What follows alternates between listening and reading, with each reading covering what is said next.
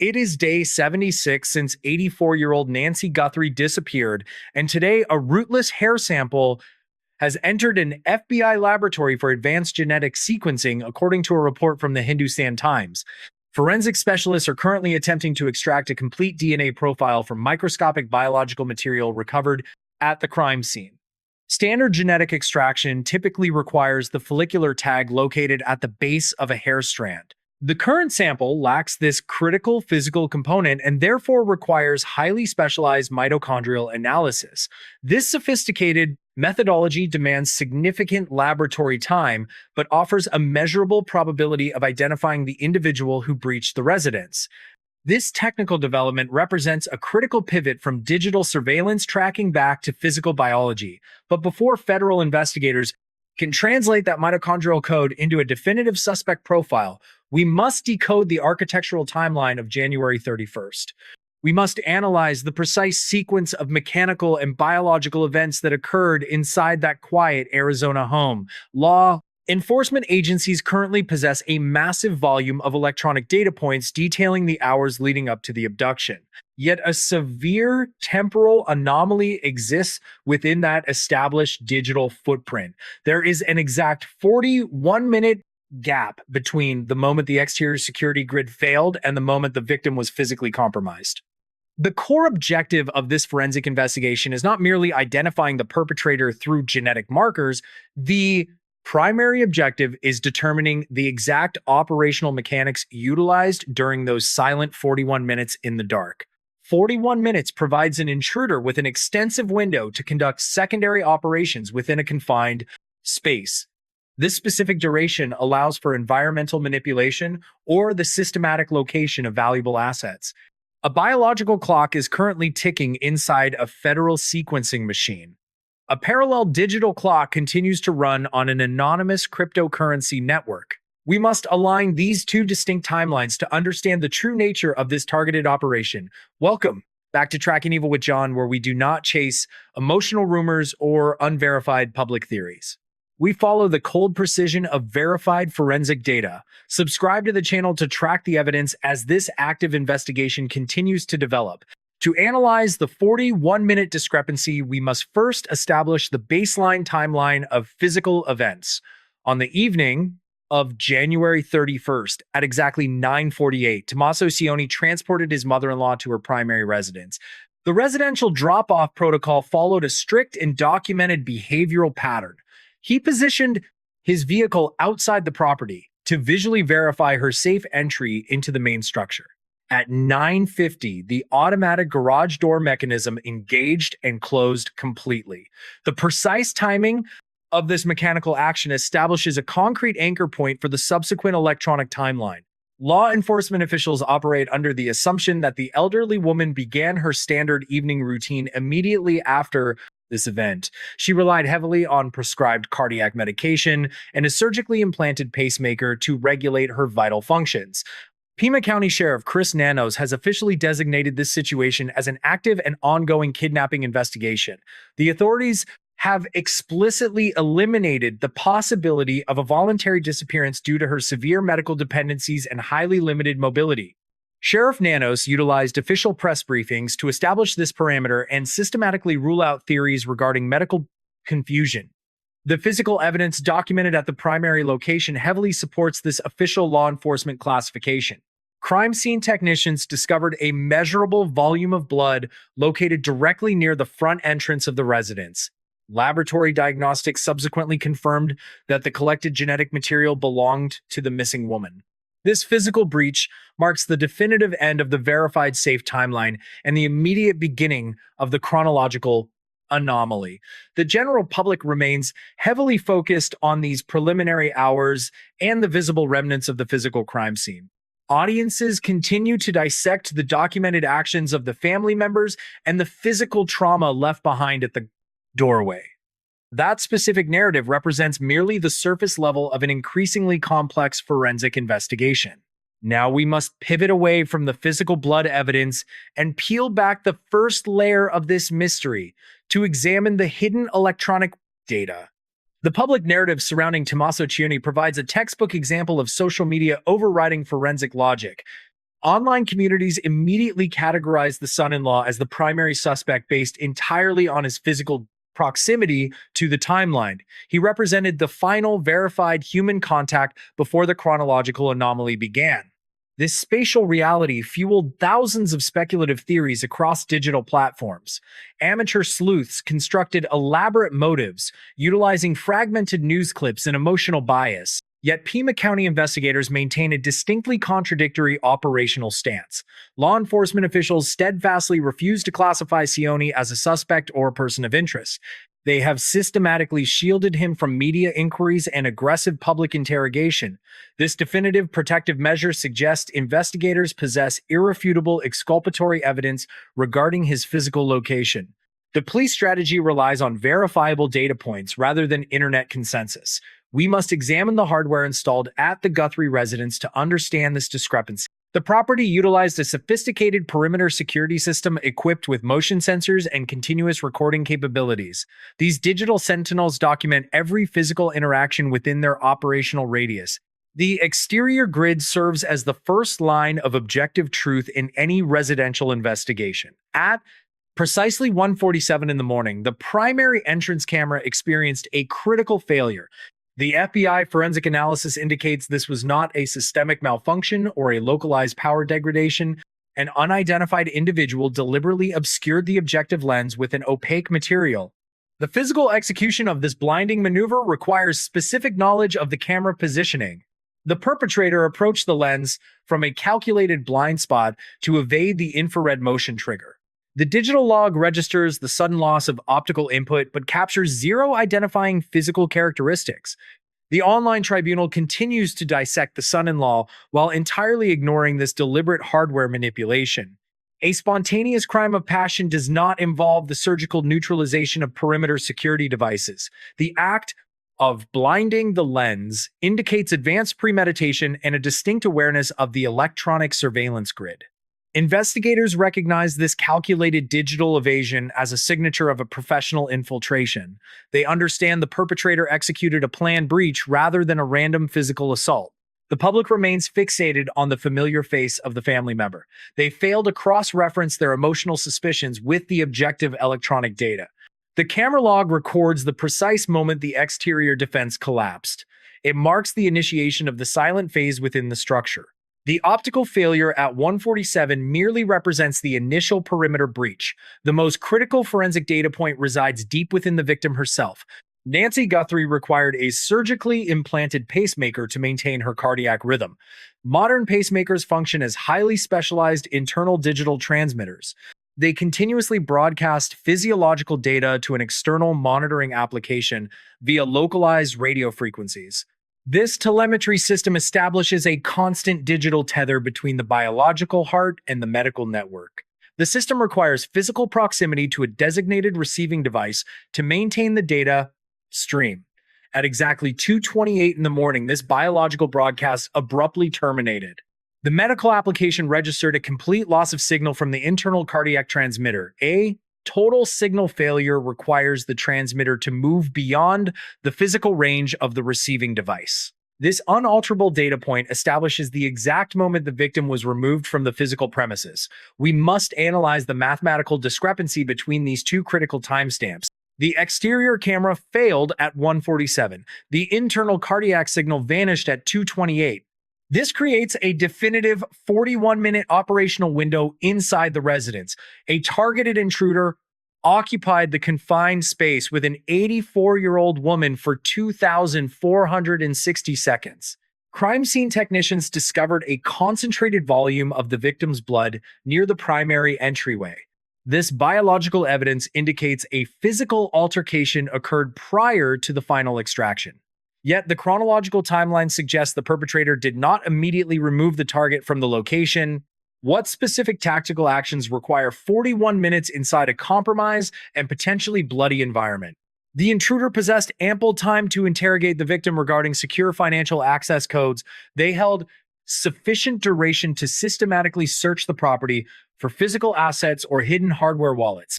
They could have utilized the window to sanitize the immediate area and eliminate biological trace evidence. The comment section below is currently open for your analytical theories regarding this specific time frame. Detail your assessment of the operational objectives executed during those 41 minutes.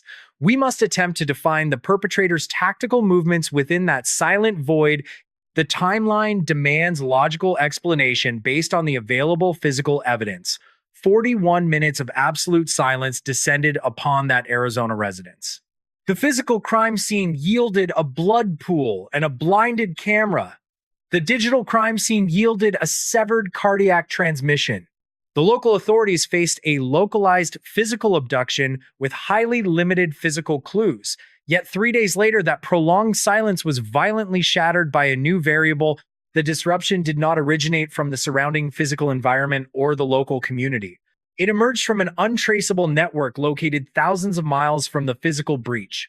Hit the subscribe button to track the digital ransom that fundamentally redefined this investigation. The physical investigation did not terminate at the blood-stained entryway. The criminal operation seamlessly encrypted itself onto the decentralized internet. On February 4th, a major media organization received a highly specific extortion demand. The entertainment publication acquired a digital communication demanding millions of dollars. The perpetrators explicitly required the financial transaction to utilize the Bitcoin cryptocurrency network. A standard burglary gone wrong does not transition into an international blockchain extortion scheme. This sudden development forces law enforcement to rapidly expand their operational parameters. The physical crime scene in Arizona now connects directly to a decentralized financial ledger. Investigators must immediately authenticate the origin and validity of this digital demand. Cryptocurrency transactions operate on a public ledger but utilize highly anonymized wallet addresses. Tracking these digital assets requires specialized cybercrimes units and international jurisdictional cooperation. The extortion communication contained highly specific data points designed to prove authenticity. The authors of the letter accurately described the exact clothing worn by the abducted woman. Law enforcement had deliberately withheld this specific victim attire information from public press releases. The inclusion of this classified detail elevates the credibility of the digital threat. The perpetrators provided a mathematically verifiable Bitcoin wallet address to receive the demanded funds. Blockchain analysts quickly confirmed the active status and structural reality of this specific digital receptacle. The existence of the wallet transitions the threat from a theoretical concept to a functional mechanism. The investigators face a highly sophisticated adversary utilizing advanced cryptographic protocols. The perpetrators maintain absolute anonymity while demanding a massive transfer of liquid wealth. They leverage the biological survival of the 84-year-old hostage against the financial compliance of her family. The extortionists understand the psychological pressure amplified by the public media broadcast. A common street criminal lacks the technical infrastructure required to execute a secure blockchain ransom. This operational complexity suggests the involvement of an organized digital syndicate. The criminals utilize the media exposure to amplify their leverage and terrorize the local community. They bypass standard law enforcement negotiation channels to directly manipulate public sentiment.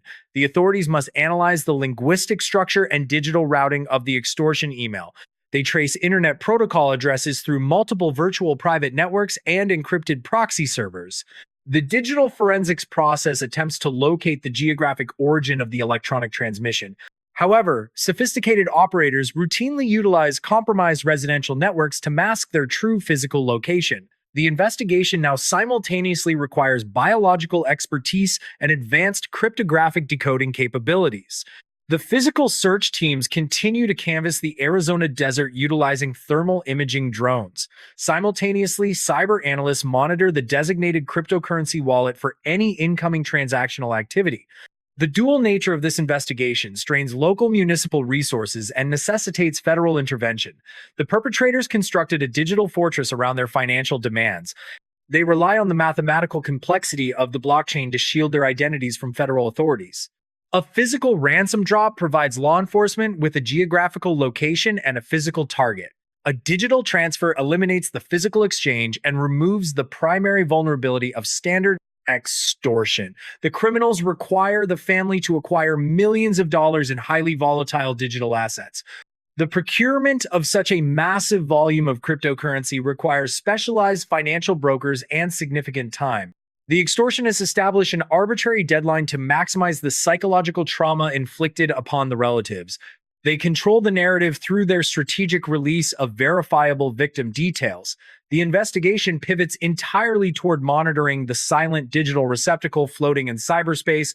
Law enforcement establishes automated alerts to monitor the blockchain for the specific target address. They wait for a mathematical confirmation that the extortionists are actively managing the digital wallet. The entire case currently hinges on the cryptographic architecture of a decentralized financial network. The federal government recognizes the unprecedented nature of this specific technological hostage situation. Financial extraction represents the primary objective, overriding any physical violence directed at the hostage. The digital demand fundamentally alters the entire psychological profile of the unidentified suspects. They prioritize calculated financial maneuvers over spontaneous physical aggression. But a digital ransom letter always functions as a highly dangerous double-edged sword. The emergence of the Bitcoin demand introduces severe operational complications for the investigative task force. Federal agents must immediately determine if the digital extortionists physically possess the elderly hostage. The internet routinely breeds opportunistic individuals who exploit high-profile tragedies for financial gain. A sophisticated digital scammer could potentially manufacture the extortion attempt utilizing available open-source intelligence. The authorities must establish a definitive link between the physical abduction and the electronic demand. The critical validation point remains the precise description of the victim's physical clothing. How could a remote digital operative accurately describe garments never disclosed to the national media? The perpetrator either stood inside the Arizona residence or possessed access to the localized surveillance grid. If the extortionist represents a separate entity, they somehow acquired classified data from the primary physical suspects. This theoretical data transfer implies a highly organized network operating across distinct physical and digital domains. Alternatively, the initial home invasion and the subsequent digital extortion represent a single unified operation. The perpetrators calculated the physical extraction and the digital monetization as parallel tactical objectives. This unified theory requires criminals possessing both physical combat skills and advanced network architecture capabilities. The conflict between these competing hypotheses fractures the focus of the current federal investigation. The law enforcement strategy must address the aggressive external pressure generated by internet communities. The public relentlessly demands the immediate arrest of the victim's son-in-law based on proximity. The authorities maintain their protective perimeter around him despite the escalating media outrage. This steadfast refusal to appease the public tribunal indicates a complex internal investigative strategy. The police potentially possess electronic alibi data, definitively removing him from the primary suspect pool. Conversely, they might utilize his apparent freedom to monitor his communications and physical movements. Releasing a suspect under heavy covert surveillance represents a standard tactic in complex federal kidnappings. The public mob does not possess access to the classified telecommunications warrants or the biological forensic reports. They operate purely on emotional intuition and fragmented news broadcasts circulating on social media. The investigative team must ignore the public demands while simultaneously managing the digital extortion deadline. The family faces an impossible psychological burden amplified by the relentless media scrutiny.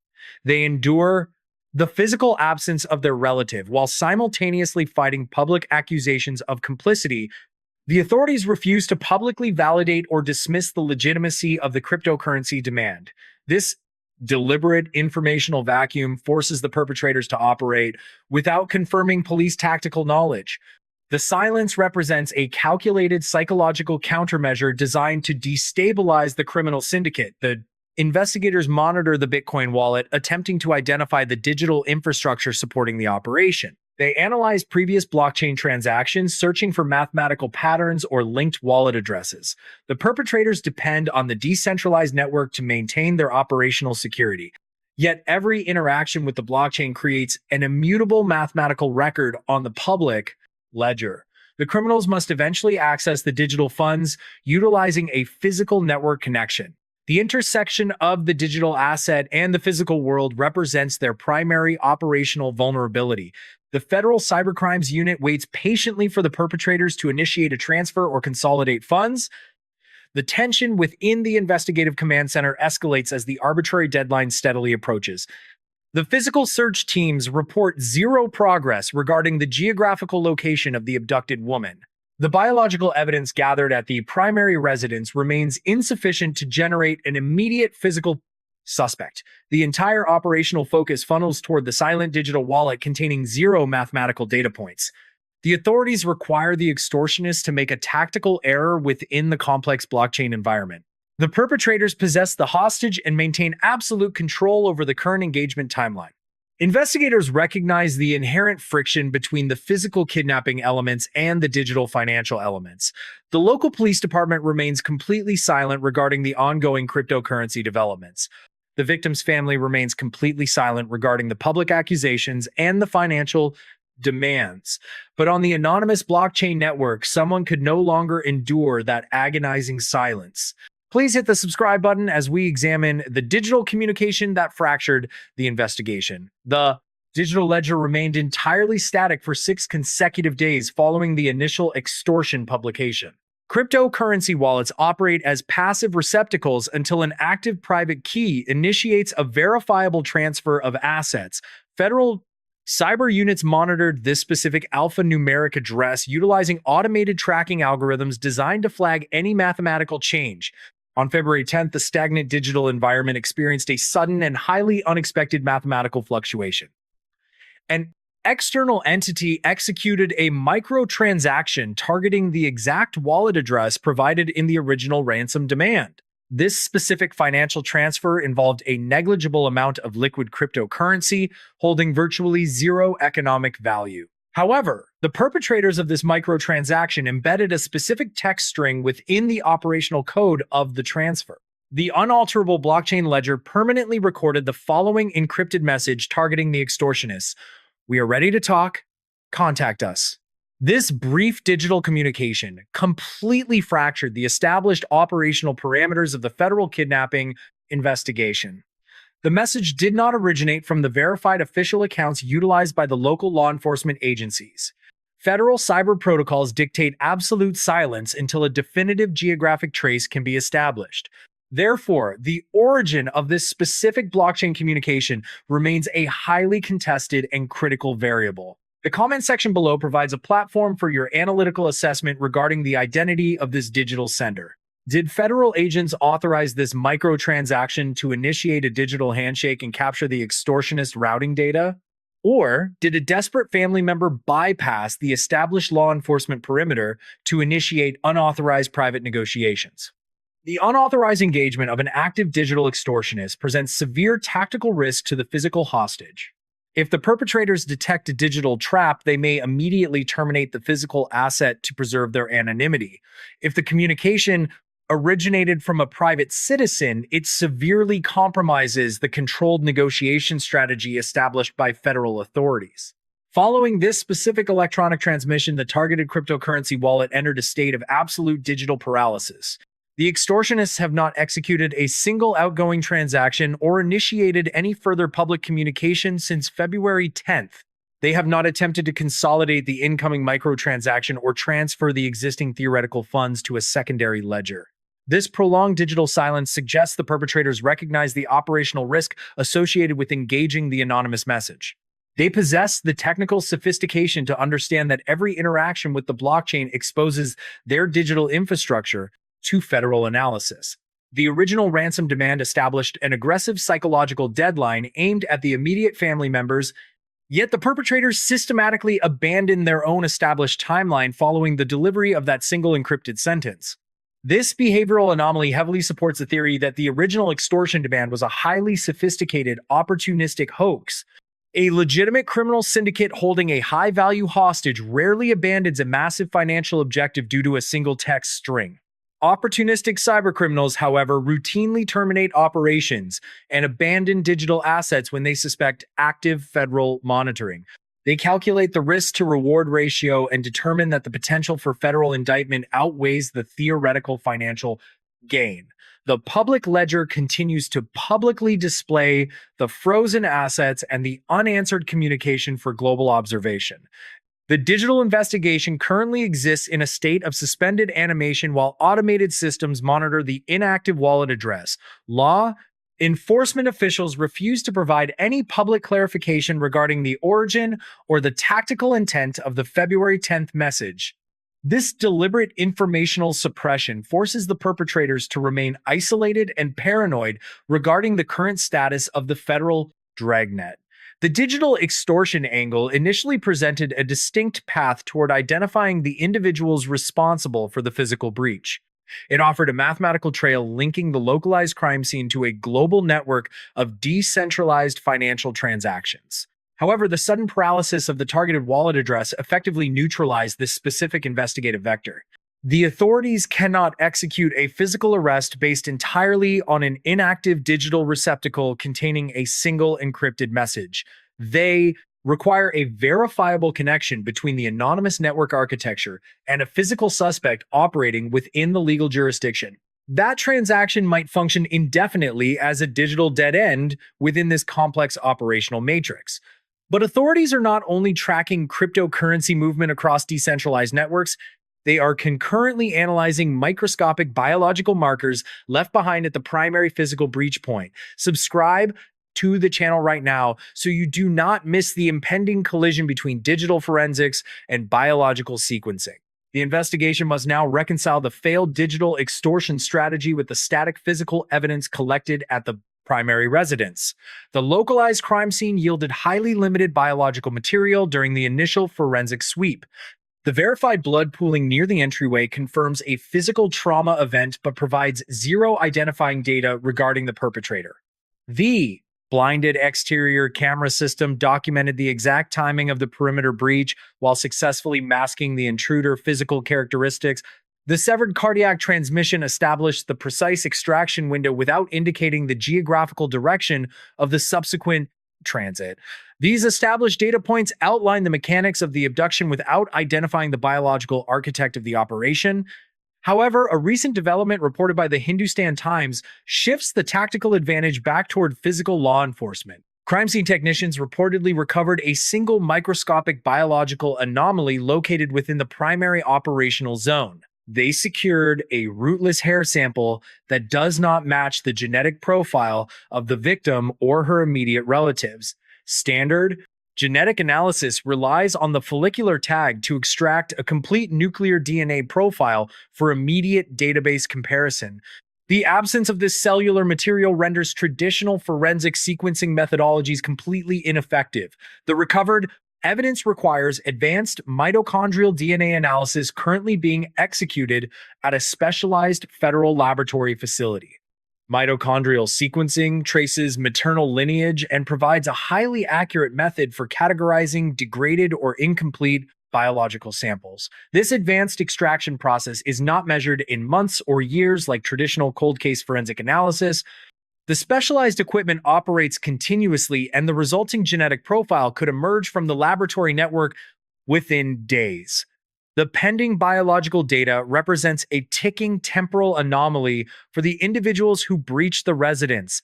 They successfully navigated the exterior motion sensors and neutralized the primary optical surveillance hardware. They operated within the confined residential space for precisely 41 minutes without leaving standard trace evidence. They successfully severed the internal cardiac monitoring system before executing the final physical extraction. Yet, single microscopic biological shedding event threatens to dismantle their entire sophisticated operational architecture.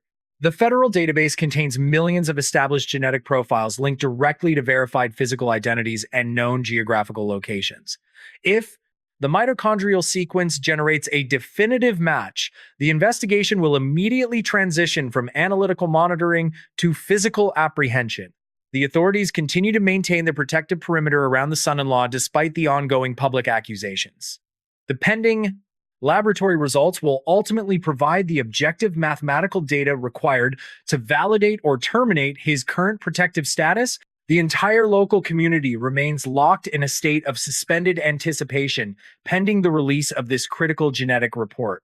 The family endures the psychological pressure of the unanswered digital ransom while awaiting the definitive biological classification. Two critical analytical questions remain entirely unresolved at this specific stage of the ongoing federal investigation. First, how did the perpetrator maintain total physical control over the victim for 41 minutes in silence? Second, did the digital extortionist possess classified physical knowledge of the crime scene or merely exploit available open source intelligence? The resolution of these specific variables will dictate the final classification of this unprecedented criminal operation. The authorities operate under the strict assumption that the elderly victim remains alive until physical evidence proves otherwise. They refuse to reclassify the active kidnapping parameters despite the prolonged absence of verified physical proof of life. This operational protocol ensures the allocation of maximum federal resources toward the active recovery of the missing hostage. The current data matrix presents two highly distinct and equally disturbing theoretical conclusions. We are standing on the narrow boundary between a cold-blooded physical abduction and the most cruel cyber hoax in regional history. The integration of biometric sensors into daily life fundamentally alters modern criminal investigations.